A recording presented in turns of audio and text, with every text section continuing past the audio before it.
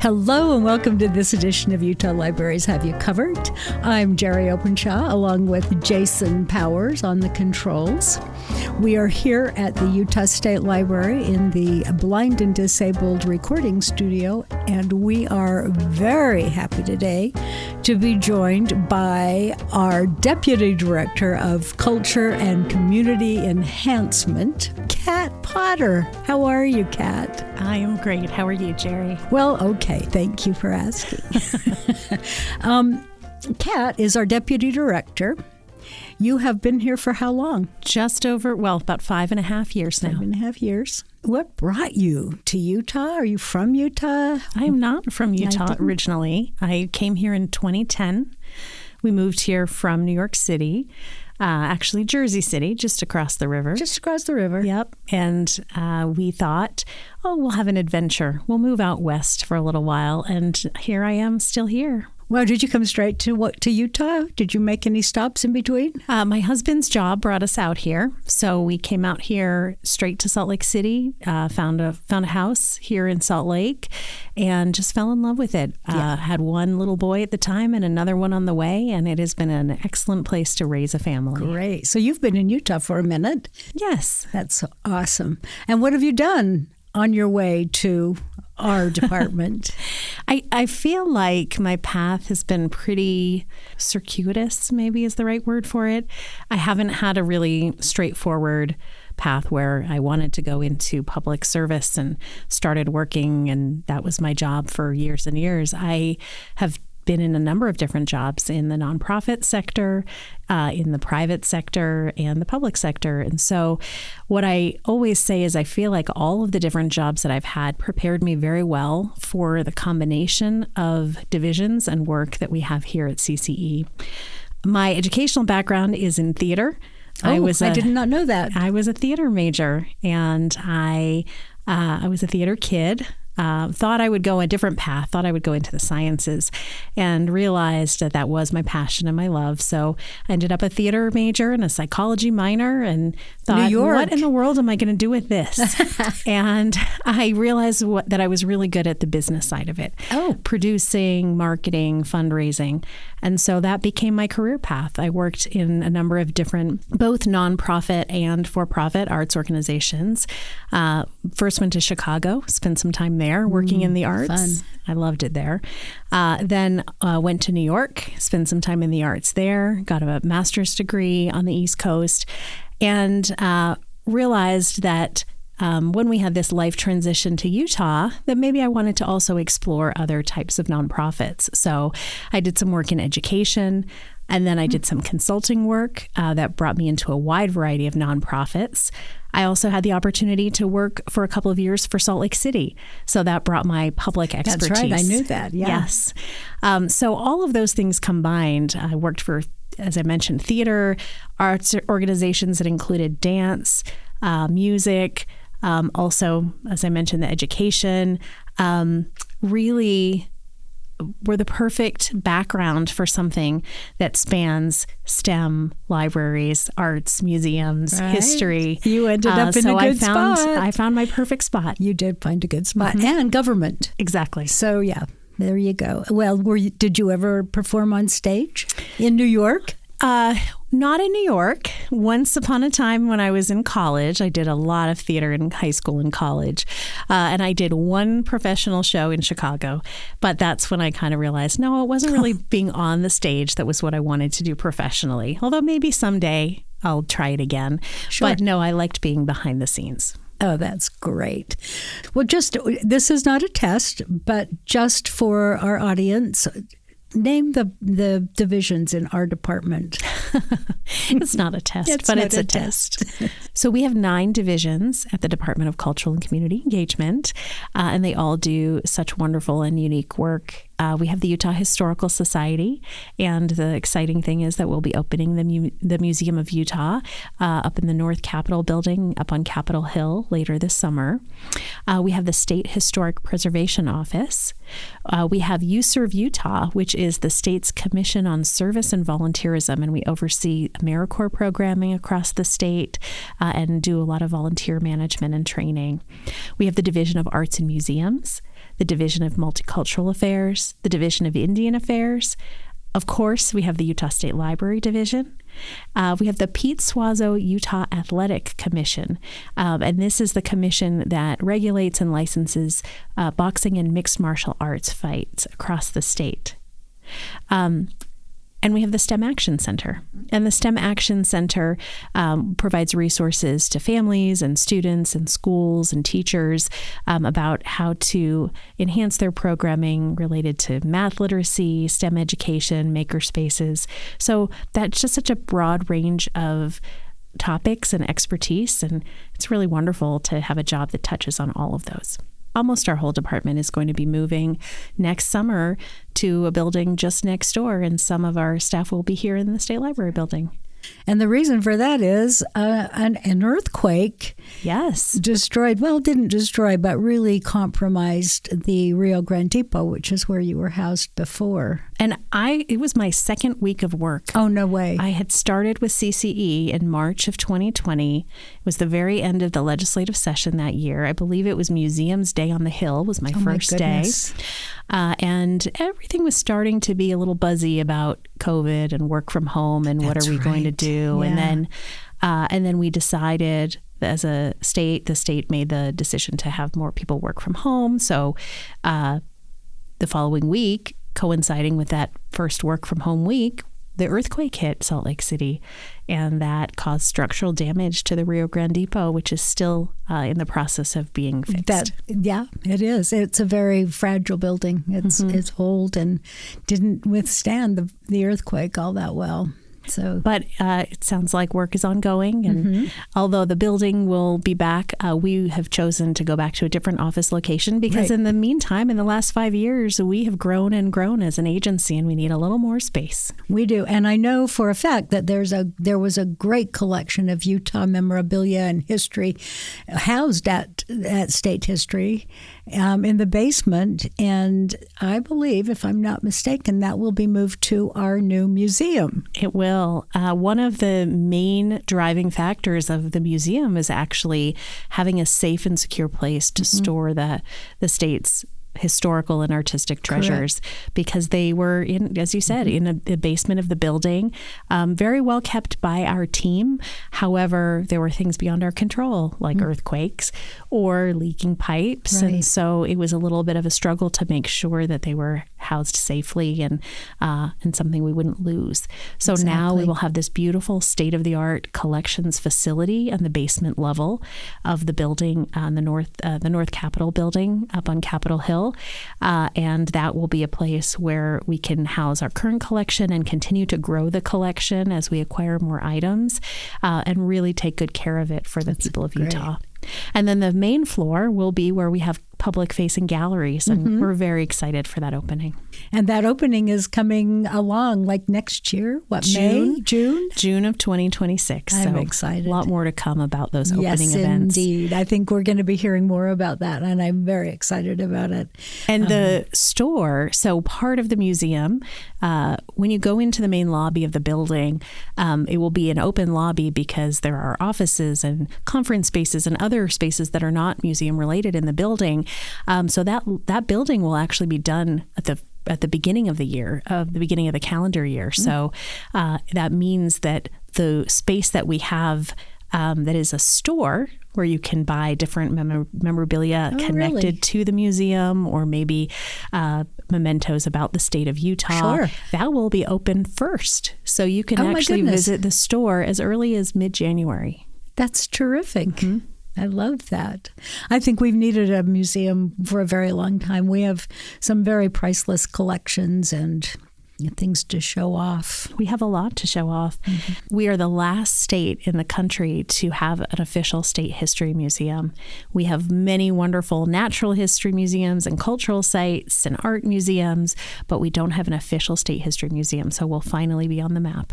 That's what makes it so special. I'm very excited about it. I know a lot of people are really girding up their loins to go see what it... Hey, by the way, what about the Mormon meteor? Will that be in the museum? Do you know? The Mormon Meteor 3 will be in the museum. Awesome. Yes.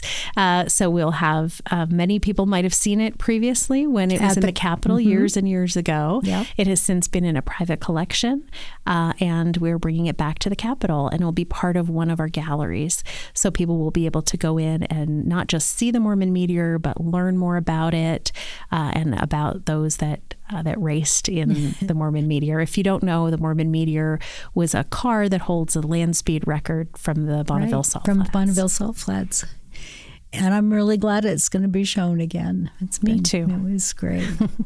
So what other big projects? I know the America 250 is coming up. Yes, it's underway, actually. Underway. We've already been really working hard. I know the libraries are all handing out stickers for the Walk 250. Yes. And so this summer is the 250th anniversary of the signing of the Declaration of Independence. That's in July of 2026.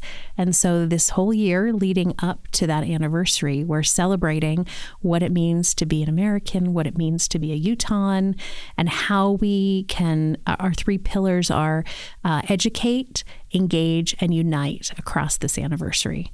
So it's not just about telling the American Revolution story. By the way, went to a wonderful screening of a brand new Ken Burns documentary on the American Revolution that's coming out later this month. That's exciting. You can't miss with Ken Burns. I know. It's so that will be great, and it's a wonderful thing to come out during this anniversary. But we will be telling the stories of our forefathers and the founding principles of the nation. But we also want to say, how does Utah connect to this story? We weren't a state at the time. We weren't even close to becoming a state. And the Dominguez Escalante expedition came through during that year, came through Utah and surrounding states. And so we're also embracing what happened locally during that 250 years ago time period. So there's a lot to learn in the educate pillar. And we also know this is a time to come together and celebrate, whether it's the traditional July 4th celebrations or any other celebrations. We have Veterans Day coming up, and we want to celebrate and acknowledge and honor those that have served our country as part of this anniversary as well. And we'll have many other occasions and milestones along the way. And then unite. We want this to be something that all Utahns feel a part of, and we can tell the stories of everyone who makes our country great and makes our state great. Perfect. And I think there's a potluck. Yes. We have a number of signature programs that our state commission, we have a 20-member governor-appointed commission that our department is staffing and overseeing. And the commission has come up with a number of really wonderful signature programs, and our staff has been out there implementing them. And one of them is called America's Potluck. And that is, we think in terms of the pillar unite, the best way to get people together across different perspectives and backgrounds is to come together over food. Absolutely. I'm all about it. And so we have named July 5th, the day after the July 4th parades and celebrations, as America's Potluck. It started out as Utah's Potluck, and then Nicole Handy, who is our executive director here of the America 250 Initiative, she brought this to other states and the national gatherings and talked about it and said, what do you all think? And everyone had the same feeling. Food brings people together. Right. A common table brings people together. And you can just talk more about what brings you together than what brings you apart. And so I believe it's 34 other states across the country have embraced it. And really? It's not just a Utah thing anymore. It's across the country. I wonder if they'll have green Jell-O, though. Maybe if we send them some recipes. Absolutely. So that's a great project, but are there possibilities for the general public to volunteer? Absolutely. And there are other signature programs that we have with America 250 Utah. We are focusing on service, again, something that brings people together and unites people. And so we have opportunities for people to join service projects that will happen throughout the year. We're doing this in partnership with You Serve Utah, which is one of our CCE divisions. And we also are asking people to tell their stories of what service and volunteerism means to them. A lot of this can be found on our website at america250.utah.gov. Exactly. And you can actually record your story of the power of service, whatever length you want it to be. You can talk for 15 seconds or 5 minutes. Where's that again? Where can they go? america250.utah.gov. Great. Outside of service, we also want to celebrate the power of place. So you mentioned it a little bit earlier, we have a program called Walk 250, where we want people to get out and walk or bike or roll if they're wheelchair, or even drive, dance, jump, whatever they feel like, ski, 250 miles over the course of the year. And so we have a tracker online. You can pick up stickers at your local library. Or we also have a wonderful partnership with Zions Bank, and they are distributing it through all of their Zions Bank locations and the state parks offices. So we have those stickers and some more information you can pick up. You can even find trails that were part of the original Dominguez Escalante expedition. Oh, is that right? And use that to walk part of your 250 miles.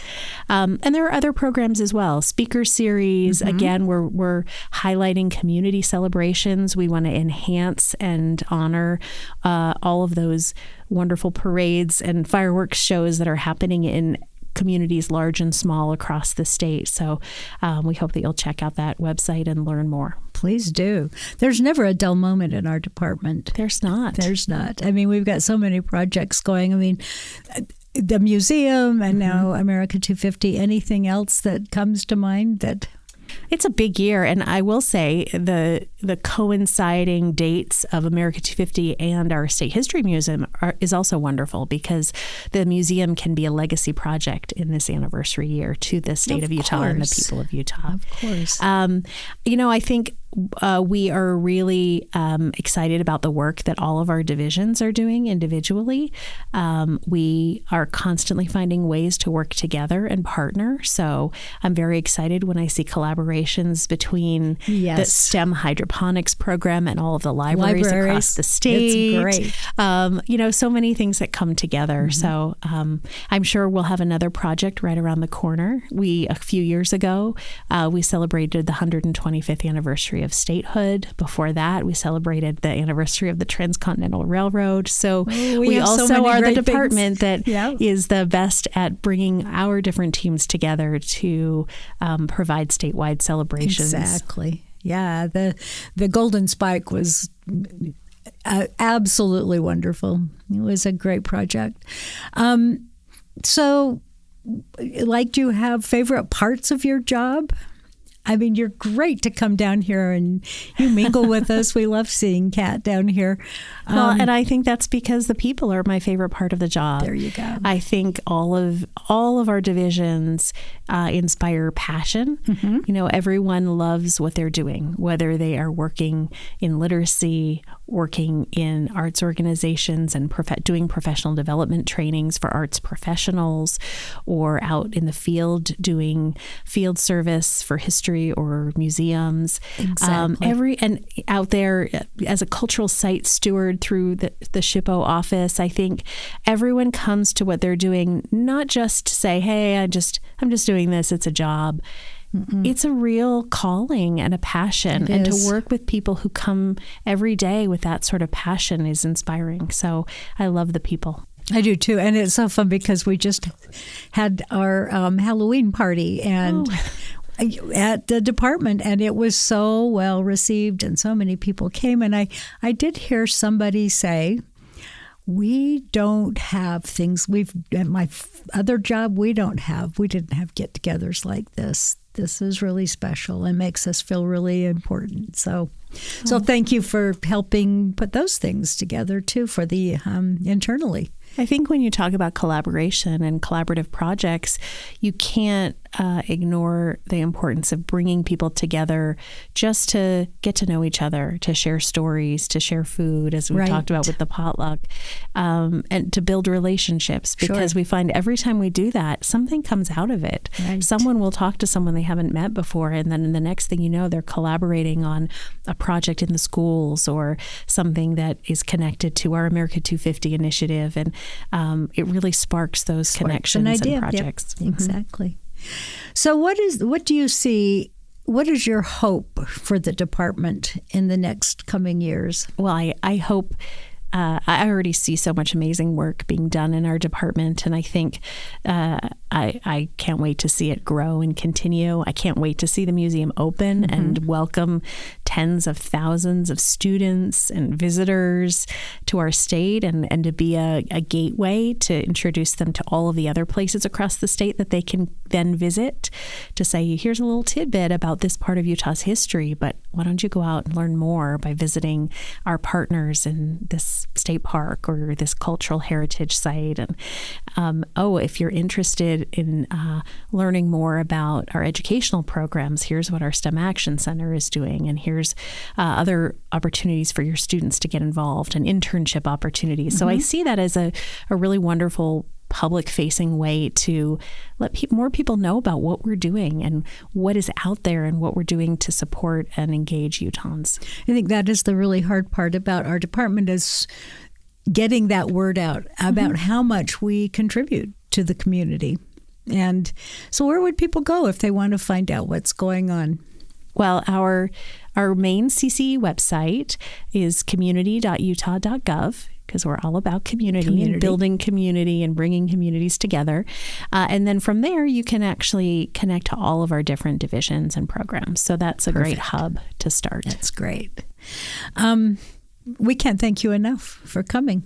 Thank you, This Jeri. has been a great conversation, Kat. We always, seriously, we really like having you around. You're one of our favorites. I love talking about the work we do. We do a lot of great stuff. Letting more people know about it. We do. We really do a lot of good stuff. We go on for hours. But thank you so much for joining us, and we'll see you around the building. Thank you. Thank you very much. Thanks for joining us today. We're coming to you from the Utah State Library, which is a division of the Department of Cultural and Community Engagement. Services offered through the Utah State Library include library services for the blind and disabled, the Bookmobile program, Book Buzz for book groups, Utah's online library with useful databases, and Libby for audiobook checkouts, and so much more. Check out all the services at library.utah.gov. That's library.utah.gov.